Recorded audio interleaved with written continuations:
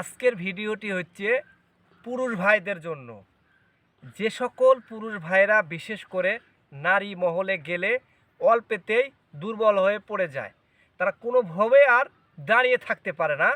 তো তারা কিভাবে ঘন্টার পর ঘন্টা নারী মহলে রাজ করতে পারবেন, তো তাদের জন্যই আজকের এই ভিডিওটি। আমার কথা বিশ্বাস নাও হতে পারে, কিন্তু গাছ আপনার কিন্তু বিশ্বাস করতে হবে। কোনো গাছের সাহায্যেই কিন্তু পৃথিবীতে আল্লাহ পাক যত রকমের রোগ দিয়েছে, এই গাছের মাধ্যম দিয়েই কিন্তু আপনাদের ভালো করা সম্ভব হয়। এই গাছ যে কতখানি উপকারিতা, উপরে আল্লাহ আছে, এই আল্লাহ পাক সৃষ্টিকর্তা এই গাছের ভিতরে যে কতখানি গুণাগুণ, কতখানি উপকারিতা, কতখানি যে ক্ষমতা দিয়ে রেখেছে, এটা কিন্তু আপনি সবাই কিন্তু জানি না। তো প্রিয় দর্শক, আজকে আপনাদেরকে বলছি, এদিকে মনোযোগটা দেন। আমি আপনাদেরকে বলছি যারা আর নারী মহলে দুর্বল, একবারে কমা, তো তাদের জন্য আজকের ভিডিওতে কথাগুলো ধৈর্য সহকারে আপনারা শুনবেন। এই যে আমার হাতে আপনারা দেখতে পাচ্ছেন, এই গাছটির নাম হচ্ছে ধানশীষ গাছ।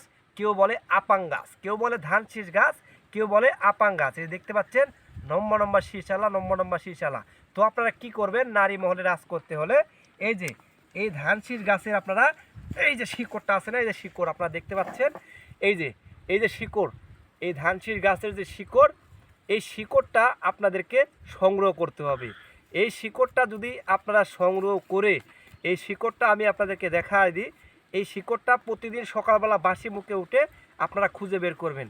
খুঁজে বের করার পর যদি আপনারা এই শিকড়টা ধুয়ে পরিষ্কার করে এইভাবে যদি আপনারা প্রতিদিন সকালবেলা বাসি মুখে চেবিয়ে চেবিয়ে যদি এই শিকড়ের রসটা খেতে পারেন, তাহলে আপনারা নারী মহলে রাজ করতে পারবেন। এই গাছের এত পরিমাণ গুণ ক্ষমতা, এর সঙ্গে যদি আপনারা 1 চামচ পরিমাণ খাঁটি মধু খেতে পারেন, তো আর কোনো কথাই নাই। কোনো দিন ডাক্তারের কাছে, কবিরাজের কাছে আপনার শারীরিক সমস্যা নিয়ে যেতে হবে না, কোনো হারবাল কিছু খেতে হবে না। গাছের কোনো পার্শ্ব প্রতিক্রিয়া নাই, আপনারা চাইলে ব্যবহার করে দেখতে পারেন। আমি এটা অধোয়ায় আপনাদেরকে খেয়ে দেখা দিলাম, এত পরিমাণ গুণাগুণ, এত পরিমাণ উপকার। আপনারা চাইলে নারী মহলে যদি রাজ করতে চান, তাহলে অবশ্যই এই ধানশীষ গাছের শিকড় আপনারা খাবেন।